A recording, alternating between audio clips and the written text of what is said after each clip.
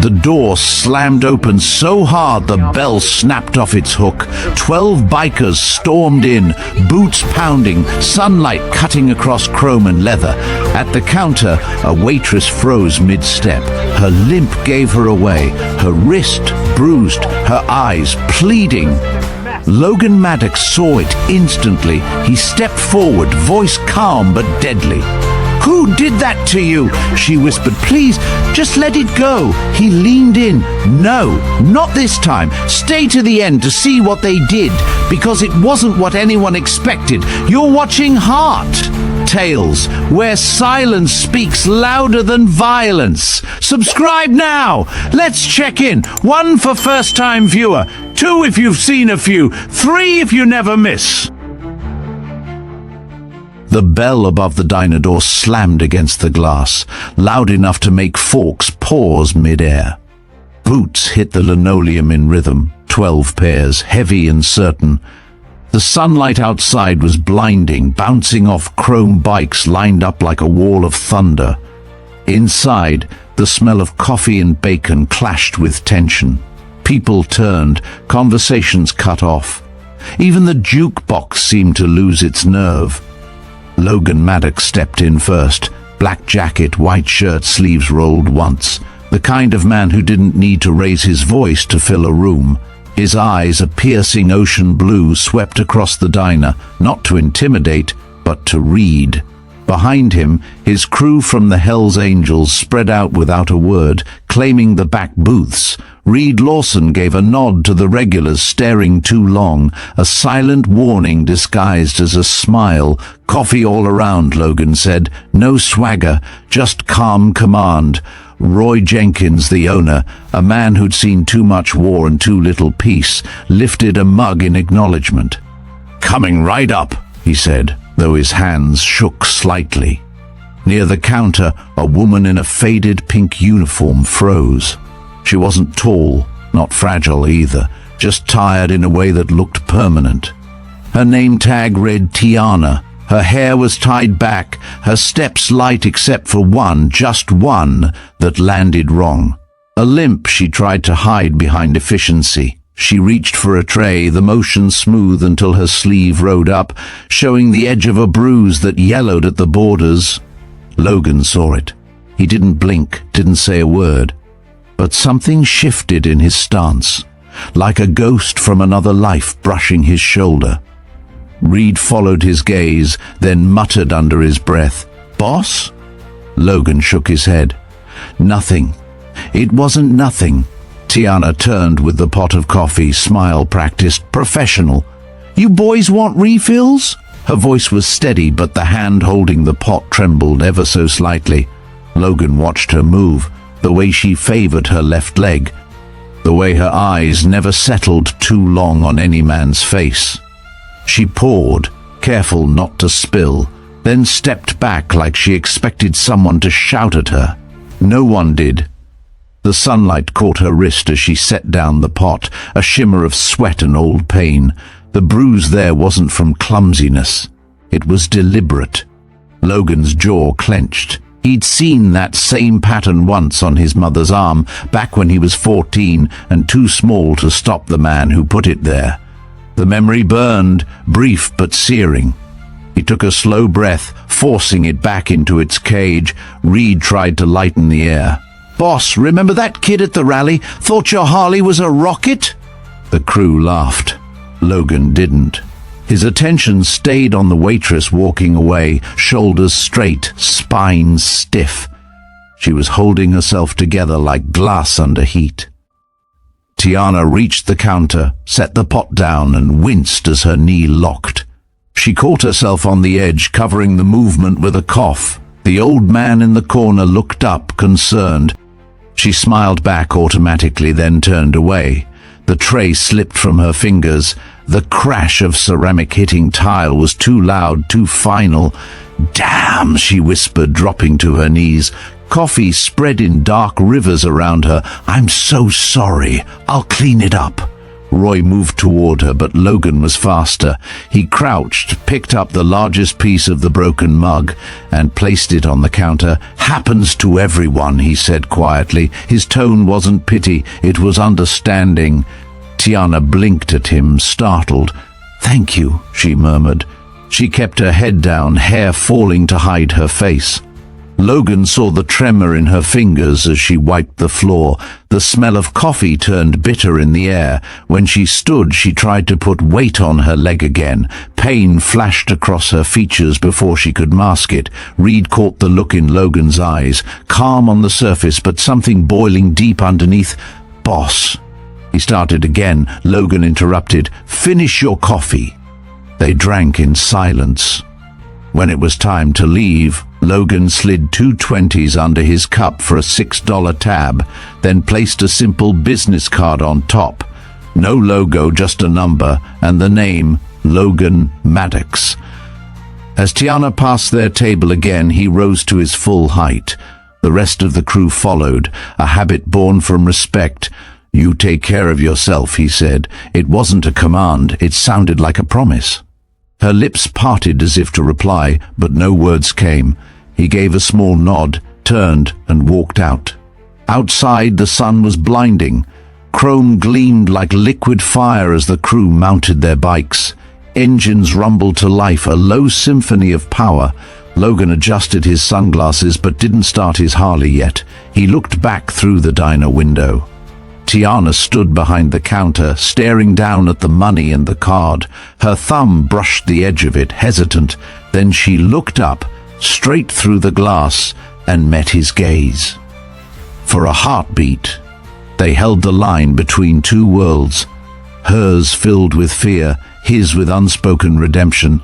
That was when the sound came. 3 motorcycles pulling into the far end of the lot, paint black as oil, engines louder, meaner, the Red Serpents, Dante Creed's crew. Their bikes were marked with a red serpent biting its tail. Logan watched the way Tiana's face drained of color, how her limp disappeared as she backed toward the kitchen, moving fast, almost limping on both legs now from panic. Reed noticed. "Boss, you seeing this?" Logan didn't answer. He was already watching the men dismount, each one wearing that same arrogant swagger that came with thinking they owned fear itself. They didn't go inside yet. They just sat there, engines idling, eyes locked on the diner. Reed said quietly, "We don't know what this is." Logan replied, "We know enough." He finally kicked his bike to life. The other engines followed, a thunder rolling across the parking lot. As they pulled out onto the road, Logan glanced once more in the mirror. Through the window, Tiana stood in the kitchen doorway, a silhouette against the sunlight. Her hands were shaking. One of the serpents laughed outside, sound muffled by distance but heavy with menace. Logan turned the throttle. The roar of his engine swallowed the laughter whole. He didn't speak for miles. The road stretched ahead, golden and endless, heat waves rising off the asphalt. Behind him, the angels followed in formation, their shadows long on the pavement. Finally, Reed's voice cut through the comms. "We staying out of it, right?" Logan's answer was low, final. "Not yet." He looked back one last time, the diner shrinking behind them, 3 black bikes parked like vultures at its door. "But we're coming back." That promise hung in the air between the engines, as real as the road beneath their wheels. The sunlight over Route 17 burned bright, cutting sharp reflections across the chrome of the Red Serpents' bikes. They parked in a perfect line like soldiers trained in arrogance, engines idling low and mean. Dante Creed stepped off first, the Red Serpent emblem on his leather vest glinting against the midday glare. He moved like a man who owned whatever ground he stood on. Inside the diner, Tiana's hands froze around the pot of fresh coffee. She didn't even have to see him to know who it was. She could feel it in the air, the sudden heaviness, the silence that followed his shadow. Roy Jenkins noticed too. From behind the counter he glanced at her, his old soldier instincts firing. "You okay?" he murmured, but she didn't answer. The door opened. The bell's cheerful chime felt wrong. Dante filled the doorway like a storm cloud. The laughter of his two riders followed him in, loud and careless. People in the diner stiffened. No one spoke. Logan Maddox and his crew had barely made it 3 miles down the highway when he slowed his Harley. The rest of the angels closed ranks behind him, confused. Reed Lawson pulled up alongside. "We good?" he asked. Logan didn't reply right away. He turned his head slightly, eyes narrowing against the sunlight. "No," he said finally, "not yet." He pulled into an abandoned gas station across from the diner, killing his engine. The rest followed silently, parking behind the rusted pumps. From there, they had a clean view of the front windows. Inside, Dante leaned on the counter, too close. His voice carried that mocking sweetness Tiana remembered too well. "Didn't think I'd find you this far south," he said. His fingers drummed the countertop like he was keeping time with her heartbeat. "You gonna say hello?" Tiana kept her eyes on the register. "We're busy, Dante. You should go." Her voice cracked just slightly on his name. He smiled at that. "You limp less now," he said, voice dripping with cruelty. "Guess life's treating you better than it should." Roy moved in, setting down a heavy coffee pot between them like a barrier. "You need to order something or move along," he said evenly. Dante's eyes flicked toward him, sizing up the man. "Relax, old-timer," he said, smile tightening. "Just catching up with an old friend." "She doesn't look like she wants to," Roy said. For a moment, neither man blinked. Across the road, Logan watched everything. The sunlight reflected off the glass, turning the diner into a silent film, his instincts reading the body language more than the words. He saw Tiana's shoulders tense, saw Dante lean closer. He saw Roy step between them, a wall of quiet courage that made Logan's chest tighten. "He's not backing off," Reed muttered beside him. "No," Logan said softly. "He's sending a message." Dante's hand moved faster than anyone expected, reaching out to grab Tiana's wrist. The movement was casual, almost intimate, except for the flash of pain that crossed her face. The bruises were old, but the memory wasn't. "Don't," she whispered. "Please." Roy's voice cracked through the air like a rifle. "Let her go." He didn't shout it. He didn't have to. The words carried the weight of a man who'd seen enough war to know when to stand his ground. Dante released her wrist, raising both hands in mock surrender. "Easy," he said, smiling again. "Didn't mean nothing." He turned toward the rest of the room, addressing no one and everyone. "Some folks get jumpy for no reason." His laughter was soft, deliberate. He slid a $10 bill onto the counter and pointed at the clock. "I'll be back," he said quietly, tapping his wristwatch. "Don't be gone, sweetheart." When he left, the door chimed again. The light rushed back in, but the air didn't clear. Tiana stood frozen. Roy put a steady hand on her shoulder. "You okay?" She nodded once, though her hands shook. "I'm fine," she lied. "He's gone. For now," Roy muttered, glancing toward the parking lot. Across the street, Logan had already started his bike. "We're not stepping in?" Reed asked, helmet still in his hand. Logan's voice was calm, too calm. "Not yet. Boss, she's scared to death. I know." Logan watched the black bikes idle in front of the diner before roaring away, Dante at the lead. "They'll come back tonight," Logan said. "They always come back when they think no one's watching." Eli Torres adjusted the small camera on his dash. "You want eyes on them?" he asked. Logan nodded. "Everything. I want to know where they eat, where they sleep, what they think they own." Marcus Kane grunted.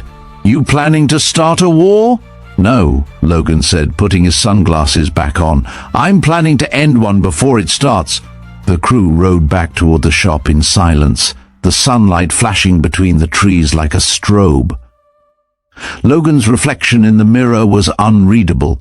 Behind him, the men followed, 12 black jackets cutting through the daylight like a moving shadow. The farther they rode, the clearer his decision became. He'd seen fear before, he knew what it did to people, but the look in Tiana's eyes wasn't just fear, it was exhaustion, the kind that came from running too long without anywhere to go. He couldn't ride past that. Not again. At the diner, Roy closed early. Tiana sat at a corner booth after locking the door, staring at the cracked linoleum floor. Her hands were still trembling. She hated that about herself, the shaking that came whenever she remembered him. It made her feel small again, weak, the kind of weakness Dante fed on. She thought about the card the biker had left, the simple white one with the name Logan Maddox and a number. No logo, no threats, just a name. She didn't know why, but touching it steadied her breathing. There was something about that man, how he'd looked at her without pity, without lust, just recognition. Outside, the light was starting to fade into the amber haze of late afternoon. The road shimmered, heat still rising from the asphalt. A single Harley stopped across the street, engine idling low. For a moment she thought her mind was playing tricks on her. But then she saw him, Logan Maddox, helmet off, watching the diner with that same unreadable calm. She froze, unsure whether to feel safer or more afraid. He didn't move, didn't wave. After a long moment he revved the engine once, twice, then turned and rode off down the highway. The sound faded, leaving only the soft hum of crickets and the wind through the power lines.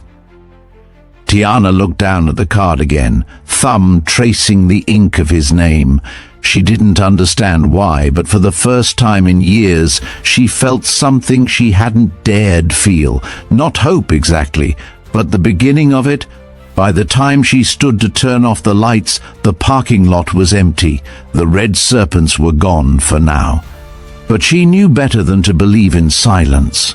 Somewhere on that same highway, Logan Maddox was making plans, not for revenge, not for glory, but for something far rarer in his world. A clean kind of justice, the kind you didn't see coming until it was too late. The sun was already high when Logan Maddox pulled his Harley into the yard behind the Angels' garage. The place smelled of oil and hot steel, that familiar scent of purpose. The sign outside still read Maddox Auto, a front for what the hellsangels had become. Mechanics who fixed engines by day, men who protected their own by night. Inside, Reed Lawson was already hunched over the office desk, the glow of a computer screen reflecting off his aviators. Eli Torres sat nearby, tapping away at a keyboard surrounded by cables and half-finished espresso. Logan killed the engine and walked in without a word. "You didn't sleep," he said. Reed shrugged. "Neither did you." Eli looked up. "We pulled something off the police database before sunrise. Thought you'd want to see this." He spun the monitor toward him. On the screen, a mugshot of Dante Creed, younger but unmistakable. Same scar under the eye, same grin that didn't reach the eyes. The file was long, assault charges dismissed, suspected extortion, theft, racketeering. Next to it was an old news clipping, Red Serpent Motors expands to new county. A photo of Dante at a ribbon cutting, his arm around a woman. Even under the grainy filter, Logan recognized her, Tiana. Smiling, sunlight in her face, unaware of the storm beside her, Reed leaned back. They were together 2 years. She filed a restraining order 3 summers ago, expired after 12 months. He clicked again. Then she disappears. New name, new address, new everything. Probably thought she could outrun him. Logan's jaw tightened. She almost did. Eli opened another folder, diagrams and property lists. He runs 3 locations now. Red Serpent Motors for show, a paint shop at the county line, and a warehouse in Pike Industrial Zone. Same company name owns all 3, Serpent Holdings, registered under one man, Dante Creed. The office filled with the hum of the old ceiling fan. Logan rubbed a hand over his face, thinking, he's smart, keeps everything just inside the law, uses fear to fill the gaps. Reed nodded. He'll come for her again. Not because he needs her, but because she's the one thing he couldn't control. Logan's voice was low. Then we make sure he never can. He paced once, then stopped at the window, staring at the sunlight bouncing off the rows of parked bikes. We take him down without touching him. No fists, no blood, just truth. Eli raised an eyebrow. You're talking about evidence. Exactly, Logan said. We find proof of what he's running. Stolen vehicles, fake titles, interstate movement. We give it to Alvarez. Reed frowned. Alvarez? Thought he retired from Vice. He did, Logan said, but he owes me one. He grabbed the phone off the desk, dialing a number that hadn't been used in months. It rang twice before a gravel, rough voice answered. Detective Alvarez. Logan didn't waste time. Need a favor. Name's Dante Creed. Check everything you can. Shell companies, property transfers, court records. A pause. You picking a fight again, Maddox? Just finishing one before it starts. When he hung up, Reed asked, You trust him? Logan nodded. Enough. Eli turned the monitor back toward himself. We'll start our side. Digital trail, photos, whatever sticks. Marcus Kane appeared at the door, wiping grease from his hands. You're building a case? We're building a wall, Logan said. So high he can't climb it. Marcus grinned. That's cold. It's clean, Logan replied. That's the point. Hours passed. The garage buzzed with quiet energy. Logan and his crew mapped out a plan. Reed and Eli would follow the trucks leaving Serpent Motors. Marcus would check the warehouse disguised as a delivery driver. Alvarez would run the paperwork. Logan's job was simpler. Keep Tiana Wells alive long enough for the plan to work. He walked to the back bay doors, sunlight spilling across the floor. For a second he just stood there, listening to the sound of engines being tuned, the metallic heartbeat of his world. He'd spent his life fixing machines. Now he was about to fix something far messier. By evening, Alvarez called back. You were right, the detective said. Serpent Holdings is a shell. He's moving stolen vehicles through his warehouse, repainting them at the shop, selling parts across state lines. We've been tracking similar VIN numbers for months. He's good, but not good enough. Logan felt a rare spark of satisfaction. How soon can you move? Soon as we get proof that ties all three together. Get me photos, license plates, VINs. I'll handle the warrants. You'll have them, Logan promised. When he ended the call, Reed was already waiting. So what's the play? Logan looked up at the fading light filtering through the open bay doors. We watch him, he said. Every move, every shipment, every call. We collect until he can't breathe without tripping over evidence. Eli grinned. You're turning us into the FBI. No, Logan said. The FBI waits for permission. We don't. The crew laughed quietly, the kind of laughter that cut the tension just enough. Logan walked to his Harley, resting a hand on the worn leather seat. We protect her, he said finally, by making him irrelevant. Reed nodded slowly, understanding dawning. This wasn't revenge, it was erasure. Take away Dante's money, his power, his network, and he'd have nothing left to use against her. Outside, the afternoon sun still burned gold across the pavement.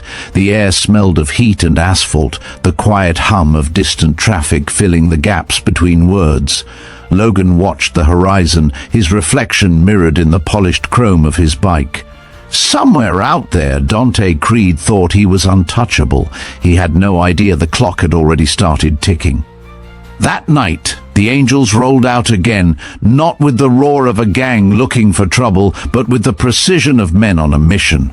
Reed and Eli followed a Serpent truck to the outskirts of town. Marcus parked near the paint shop, camera hidden under his jacket. Logan stayed behind at the garage, phone in hand, ready to track every location they sent back. One by one, photos and coordinates arrived. License plates, crates being loaded, men carrying motorcycle frames wrapped in tarp. When the final image came through, a clear shot of Dante himself overseeing a transfer, Logan saved it to a new folder labeled for Alvarez. He sat back, the glow of the phone screen painting his face in pale light. "Got you," he murmured. Outside, the night settled soft and warm, but in Logan's world, daylight justice had already begun. The package was small enough to fit in one hand. No return address, just a single line of neat handwriting across the label for Tiana Wells. The late morning sun pooled across the doorstep, and the brown cardboard box cast a shadow that trembled slightly in the breeze. Tiana opened her apartment door, half expecting it to be a mistake. Nobody sent her things. Nobody even knew this address, except the diner owner and the landlord who barely spoke English. She stood in the doorway for a moment, uncertain. The hallway smelled of dust and old paint, light buzzing through a flickering bulb. She glanced down both ends of the corridor, empty. The world outside her door was too quiet. She picked up the box, heart beating faster than she wanted to admit. Inside, there was tissue paper, carefully folded, and a note written in clean block letters. 4 words, "You're safe now, LM." Beneath the note sat a pair of shoes, not just any shoes, professional-grade orthopedic walking shoes, black with cushioned soles. They were expensive, the kind of thing she'd stared at through shop windows but never thought to buy. Tiana ran her fingers over the soft fabric, feeling something unfamiliar stir in her chest. Kindness. It broke her a little. She sat on the floor right there in the hallway and let the tears fall, quiet and shaking. For months she'd survived by expecting nothing. Now, a simple gift undid her. She didn't know why it hit her this hard. Maybe because no one had thought about her comfort in years. Maybe because someone had noticed without asking. When she slipped the shoes on, the fit was perfect. For the first time in a long time, walking didn't hurt. Her limp softened. The ache in her left leg faded to something manageable. She stood in front of the cracked mirror by the door and caught sight of herself, hair tied up, uniform still creased from last night's shift, eyes red from crying, but something was different. Her reflection looked lighter. Across the street, 3 bikes gleamed in the sunlight. She didn't notice them at first. The men beside them blended into the rhythm of the street, one sitting on a curb, pretending to check his phone, another leaning against a post like a bored tourist. Only the faint glint of leather betrayed them. They weren't watching her exactly. They were watching everything around her. Inside the diner that afternoon, Roy Jenkins wiped down the counter, humming to himself. He looked up as Tiana came in, walking easier than she had in weeks. "New shoes?" he asked, half smiling. She blinked, caught off guard. "How did you—" "Old eyes," he said. "Notice things." Tiana poured coffee into a row of waiting mugs. The warmth of the pot steadied her hands. Through the window, she could just make out the reflection of 2 motorcycles parked in the shade across the street. "Those bikers," she murmured. "They've been there all morning." Roy didn't even look. "Yeah," he said softly, "and you're still standing. That's what matters." The day rolled on. Sunlight bled through the blinds in strips, cutting gold lines across the checkered floor. Customers came and went, most of them regulars. Tiana served them with that practiced smile, but behind it, her thoughts kept drifting to the box on her kitchen table and the note folded neatly beside it. By late afternoon, when the diner emptied out for the slow hours, she slipped her phone from her apron pocket. The card Logan Maddox had left was still tucked inside, simple, white, almost blank, a number. She hesitated for a long time before typing a message. "Thank you for the shoes. And for everything else." She pressed send before she could change her mind. Across town, inside the Hells Angels garage, Logan's phone buzzed once. He was tightening the last bolt on a bike frame when Reed called out, "That from Alvarez?" Logan wiped his hands on a rag, checked the screen. The message sat there like a whisper in a room that had been too loud for too long. He didn't smile, but the corner of his mouth shifted just enough. He typed a single reply, "You're welcome, we're not going anywhere." When Tiana read it, the breath she didn't know she'd been holding left her lungs. She leaned against the counter, staring at the words until the screen dimmed. Something inside her, small, fragile but real, began to steady. That evening, as the sun dipped low, the 3 bikes were still parked across the street. Different men now, but same jackets, same quiet watchfulness. One of them, tall with kind eyes, nodded when she stepped outside to sweep the walkway. She didn't speak, but she lifted one hand, a small wave. He nodded back once, slow and sure. At closing time, she sat in one of the empty booths, her new shoes resting neatly beside her. The world outside glowed with the last of the daylight. The streetlights hadn't come on yet, and for a few rare minutes the town felt calm, safe even. Across the street, Reed Lawson and Marcus Kane leaned on their bikes, watching the reflection of her silhouette in the diner window. Reed said quietly, "She's starting to breathe again." Marcus nodded. "Good. She deserves that." Reed glanced at the boss beside him. Logan stood with his arms crossed, gaze fixed on the diner but mind somewhere else. "You gonna tell her who's been keeping the lights on around here?" Logan didn't answer right away. "Doesn't matter who she knows," he said finally. "Only that she feels safe enough to stop looking over her shoulder." He started his bike, the engines purr low and even. The others followed. As they rode off into the twilight, the sound of engines rolled like thunder, fading into distance. In her apartment later that night, Tiana sat by the window, the city hum rising and falling like a heartbeat. She sipped her tea, eyes drifting to the card beside her phone. The new shoes rested neatly by the door. She smiled without meaning to. Maybe it was the silence. Maybe it was the sense that someone, somewhere, had her back. For the first time in years, she slept without waking at every noise. Outside, on a quiet street bathed in moonlight, a lone Harley idled at the corner just long enough to make sure her lights were out. Then it turned away, disappearing down the road, leaving behind only the echo of engines and the promise of daylight, justice, still to come.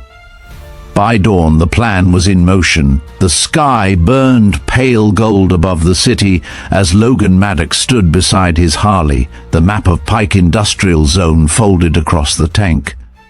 Around him, his crew gathered, Reed Lawson checking his camera gear, Eli Torres setting up the drone, Marcus Kane tightening the straps on a black duffel bag. The garage door opened, spilling daylight across the polished bikes. Logan's voice cut through the morning air. "We move quiet, no stunts, no noise. We watch, we record, and we let the truth do the damage." Reed nodded, sliding his phone into a chest pocket. "What about Dante?" Logan met his eyes. "He'll make enough noise for all of us." They rolled out in formation, 12 engines humming low under the rising sun. The streets were empty at that hour, a ribbon of asphalt leading toward the industrial district. The warehouses loomed ahead, rows of corrugated metal and silence. It looked ordinary from the road, but Logan had learned that evil often preferred daylight. They parked behind a gas station that overlooked the Red Serpent warehouse. From there, the view was perfect. Forklifts moved in and out of the loading bay. Trucks idled nearby, their license plates covered in dust. Men in red vests carried crates marked motor parts. Logan raised the binoculars. The crates were too heavy for simple parts. "Count them," he said. Reed's voice came through the earpiece. 4 trucks, 2 bikes just pulled in, same Serpent insignia, cameras on every corner, but no one watching the rear gate. Logan smiled faintly. Then that's where we look? Eli launched the drone. The small machine lifted into the bright air, invisible against the glare. On the tablet screen, the image came to life. Heat signatures, movement patterns, the faint glow of machinery. They're running a full operation, Eli said, and it's supposed to be abandoned. Get everything, Logan ordered. Plates, faces, VIN numbers. We're not just building a case, we're burying an empire. Marcus's voice rumbled through the comms. Boss, I'm at the paint shop near the county line.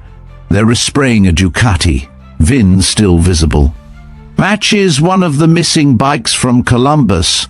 That's our thread, Logan said. Pull it. Reed zoomed his camera on a clipboard one worker carried.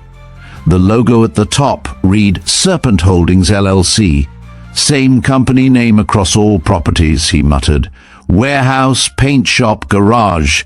They didn't even try to hide it. Eli typed quickly. Companies registered to one man, Dante Creed. Logan felt a calm satisfaction spread through him. Send it all to Alvarez, every shot, every file. He said he wanted proof. Let's give him a masterpiece. For hours they recorded everything. Trucks loaded with stripped motorcycle frames, men welding parts, forklifts moving crates from one truck to another.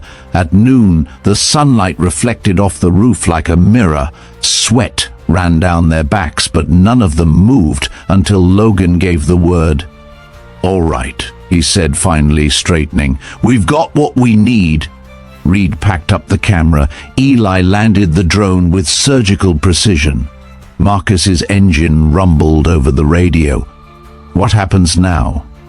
Now, Logan said, we make sure the whole world sees what he's done. Back at the garage, the angels moved with quiet focus.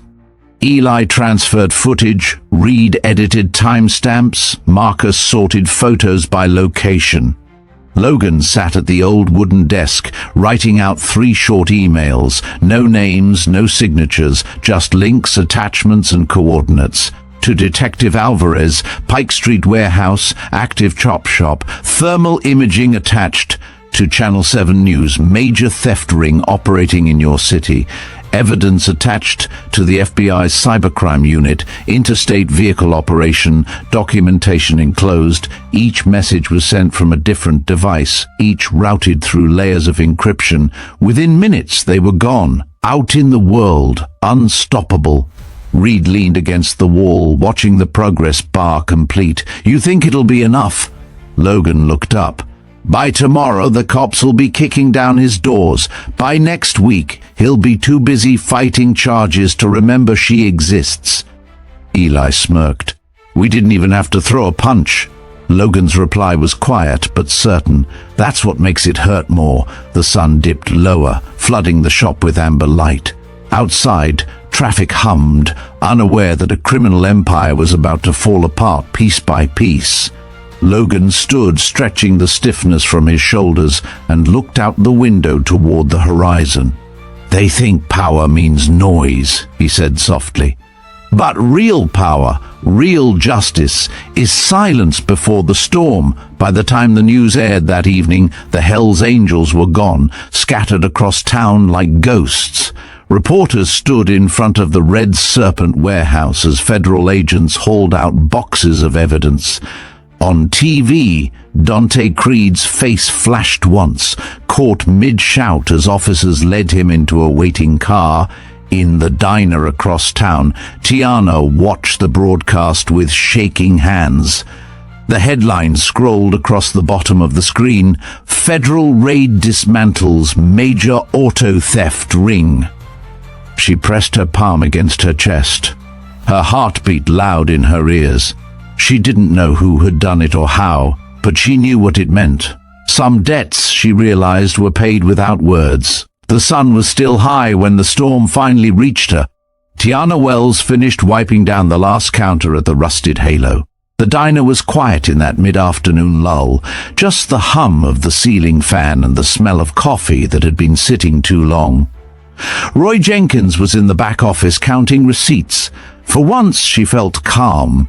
The raid had been on every station for 3 days. Federal agents, seizures, news anchors saying Dante Creed's name like it was a curse. She'd watched the footage a dozen times, unable to believe it was real. But evil doesn't vanish that easily. When she stepped out the back door with the trash, she didn't notice the shadow at first. It peeled away from the alley wall like it had been waiting. "Hello, Tiana?" The bag fell from her hands, splitting open across the pavement. Coffee filters and broken glass scattered. She froze. The man in front of her looked like the ghost of someone she used to know. Dante Creed was thinner now, his eyes bloodshot, his jaw lined with sleepless nights. The serpent patch was gone from his jacket. "You can't be here," she said, voice trembling. He lifted his hands. "Relax. I just want to talk." She backed away until the brick wall stopped her. "You shouldn't have found me again." Dante smiled weakly. "I didn't have to. You're all over the news, you know. The brave waitress, the raids, the arrests, you did good." His tone was calm, too calm, the way a man speaks when he's lost everything and has nothing left to lose. "Everything's gone, Tiana. The shops, the crew, the money, they froze every account. I don't even have a bike anymore." She crossed her arms, forcing her voice steady. "You made your choices." He nodded slowly. "I know. I was wrong. About a lot of things. I thought control was love. I thought fear worked better than trust.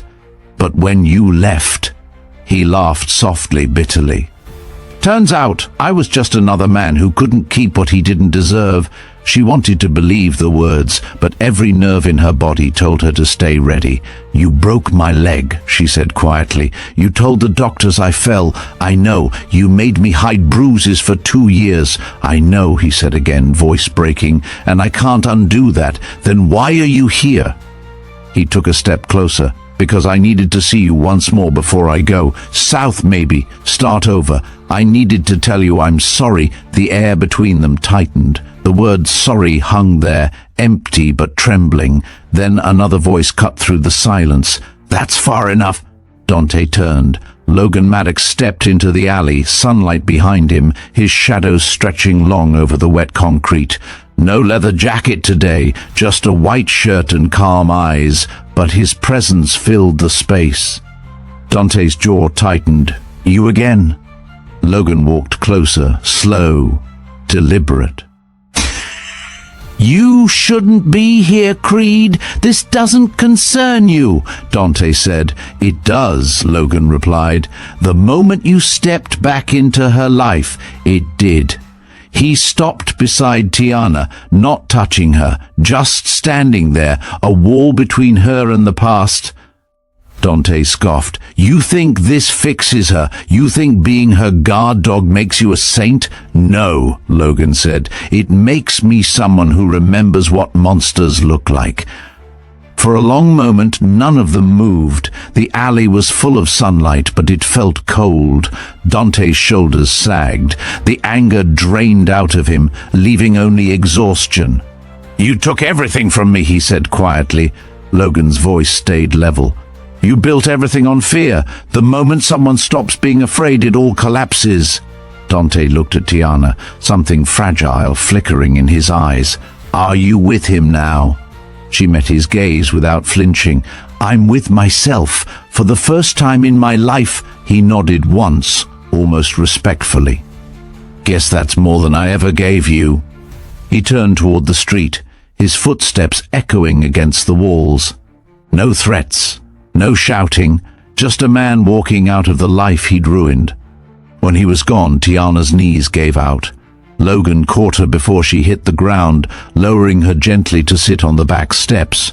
She wasn't crying, she was just empty. "Is it really over?" she whispered. Logan sat beside her, elbows on his knees, eyes on the sunlight bouncing off the diner's metal trash can. "Yeah," he said, "it's over." She tried to breathe, shaky and uneven. "How did you know?" "Didn't," he said. "Just figured if he was going to show up, he'd do it in daylight. Men like him always think the sun makes them look clean." She let out a breath that almost sounded like a laugh. The tension in her shoulders began to fade. "I don't know how to thank you." "You don't," he said. "Just live. That's the only thing that beats them." For a while they sat there in silence, sunlight warming the brick around them. The sound of traffic drifted faintly from the main road. The world, for once, didn't feel like a threat. When Tiana finally looked up, the fear in her eyes was gone, replaced by something steadier. Logan stood, offered her a hand. "Come on. Roy's probably wondering where his best waitress disappeared to." She took it, rising slowly, still unsteady but no longer afraid. As they stepped back into the golden light, Tiana realized something she hadn't dared to believe until that moment. Freedom didn't feel like running. It felt like standing still without shaking. Morning light streamed through the new windows of the diner, painting the floor in wide golden stripes. The sign outside, the rusted halo, glowed even in daylight, its soft orange letters reflecting off the chrome trim around the door. The air smelled of coffee and new beginnings. Inside, Tiana Wells moved between the tables, her steps lighter than they'd been in years. The limp had faded into memory, a ghost of pain that no longer controlled her. 2 weeks had passed since that alley. 2 weeks since Dante Creed had walked into the sunlight and disappeared, only to be picked up by federal agents 3 towns south trying to cross the border. The news spread fast, the Red Serpent network dismantled, its leader charged with multiple counts of racketeering and theft. For the first time, Tiana could hear his name without feeling her stomach twist. Roy Jenkins walked out of the kitchen carrying a tray of fresh pie slices. "You sure about this?" he asked, nodding toward the new sign outside. Tiana smiled, tucking a loose strand of hair behind her ear.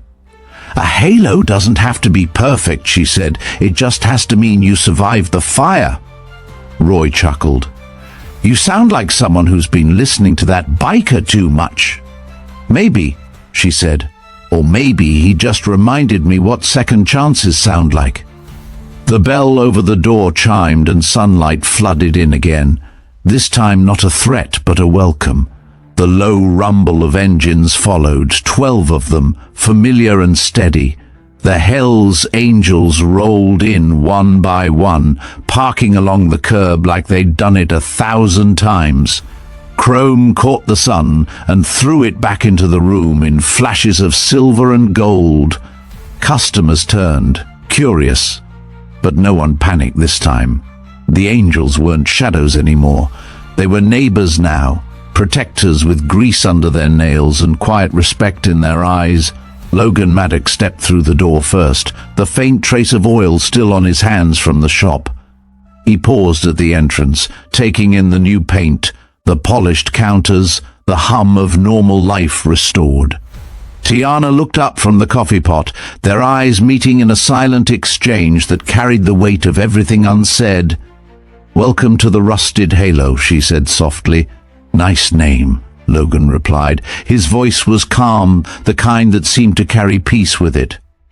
Reed and Eli slid into the back booth with Marcus following, filling the space with quiet laughter and the clink of mugs. Roy poured coffee for them, muttering something about real customers for once, and left them to it. Logan stayed by the counter, leaning slightly against it. "You did all this fast." Tiana wiped her hands on her apron. Insurance money finally came through after the audit. Turns out one of Dante's cousins had been holding the claim hostage. When they arrested him, the payment cleared in a day. "Funny how justice works when the right people look at it," Logan said. She smiled. "We had help." He didn't answer, but his eyes softened. The silence between them wasn't awkward. It was full, like the air right before rain through the windows the afternoon. Sunlight poured over the motorcycles lined up outside. The world felt clean again. No whispers, no fear, just life moving forward. Tiana brought fresh coffee to the back booth, moving easily between tables. When she came back, Logan was still there, looking at the sunlight filtering through the blinds. "You ever think about leaving?" she asked quietly. "Sometimes," he said. "Then I remember why we stayed clean, for moments like this." She nodded, understanding more than she could say. Logan reached into his jacket and set something on the counter beside his cup. A small silver keychain shaped like a feather gleamed softly in the light. A single word was engraved along the spine: freedom. Tiana stared at it, fingertips brushing the cool metal. "What's this?" "For when you're ready to ride," he said simply. She blinked, caught between laughter and tears. "I don't even know how that's what lessons are for," he said, smiling faintly. "No rush, no pressure, just whenever you're ready." She turned the feather over in her hand. It felt heavier than it looked, like it carried the weight of everything she'd survived. Outside, the engines roared again as the crew prepared to leave. Reed waved through the window. Marcus gave a small salute. The sound wasn't frightening anymore. It was alive, familiar, safe. Tiana followed Logan to the door. The sunlight outside wrapped around them both, bright and warm. He looked at her one last time. "You did the hard part," he said. "You lived through it." She smiled, eyes glistening. "I had a little help." He nodded once, then walked toward his bike. The others fell in behind him, engines rising together in a harmony that made the windows tremble. As they pulled onto the highway, the roar faded into the distance, leaving behind only the scent of dust and gasoline. Tiana stood at the doorway, the silver feather clenched in her palm. Freedom didn't feel like escape anymore. It felt like choice. The day stretched long and warm over the small town. The air outside the rusted halo shimmered with that late afternoon glow that turns everything gold before the sun slips away. Inside, the diner hummed softly, dishes clinking, quiet laughter, the rhythm of life returning to its normal pulse. Tiana Wells wiped the last table near the window, pausing when the fading light caught the edge of the silver feather keychain resting beside her coffee cup. She turned it in her palm, the word freedom catching the light. For weeks she'd kept it close, on the counter while she worked, on her nightstand while she slept. It wasn't about the metal or the gesture, it was about the promise behind it, the reminder that she was allowed to choose what came next. Roy Jenkins emerged from the kitchen, drying his hands on a towel. "Closing early today?" he asked.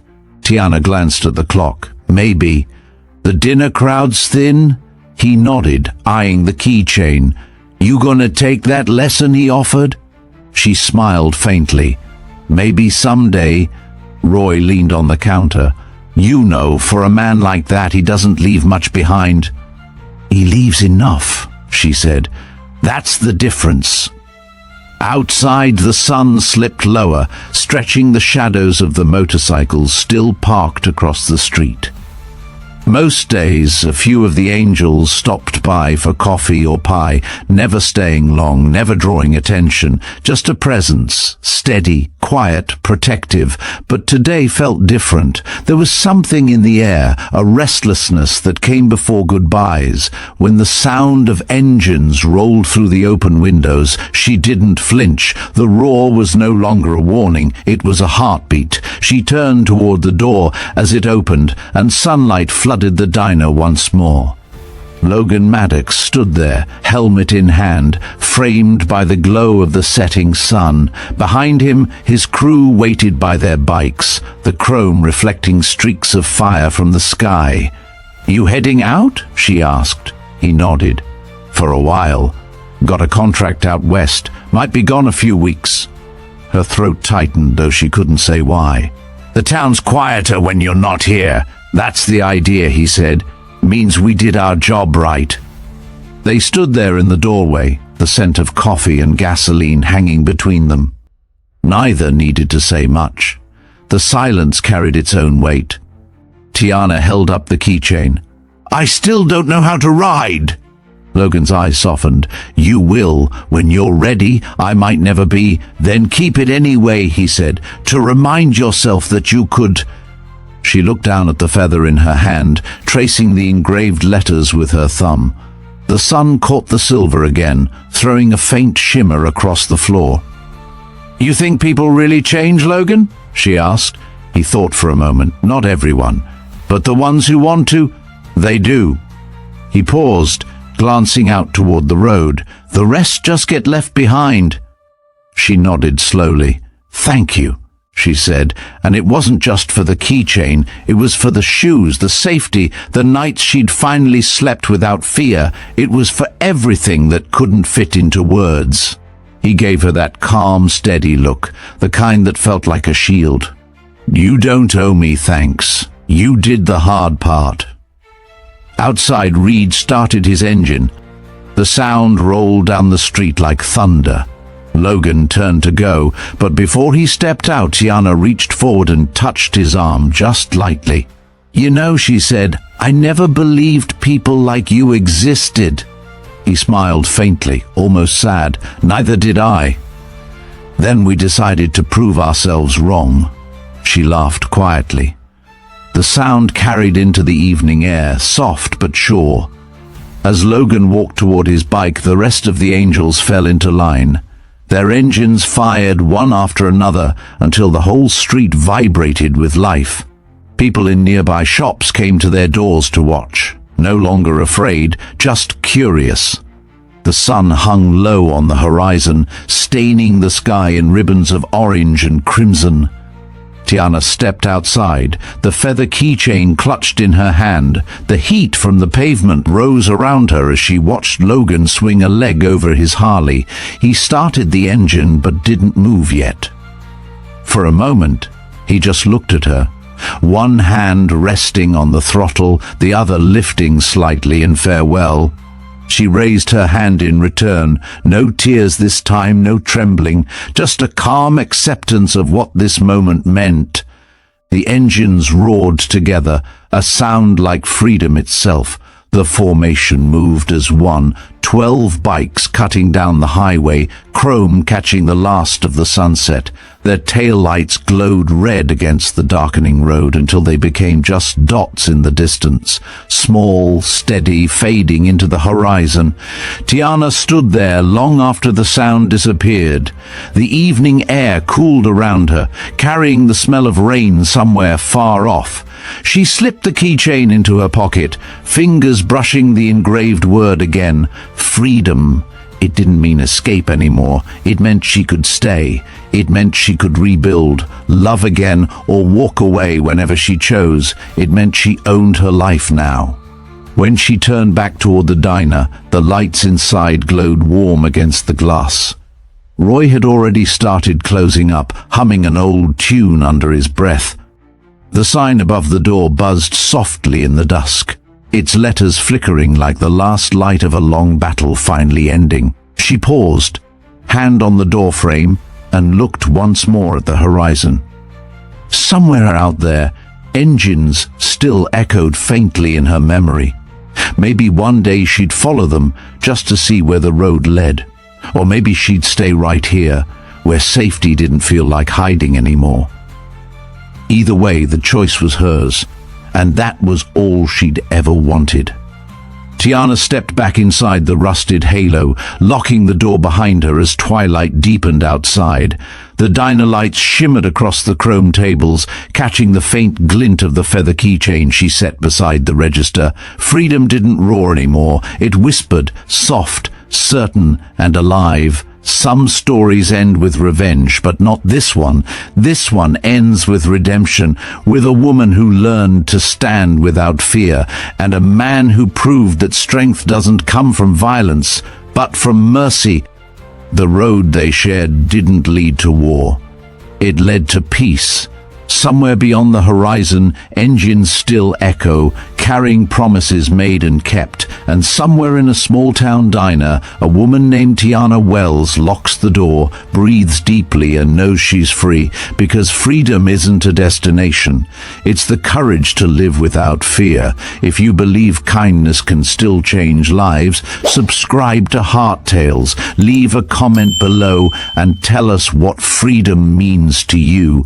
And when you're you're ready, watch the next story, because the road to redemption never ends.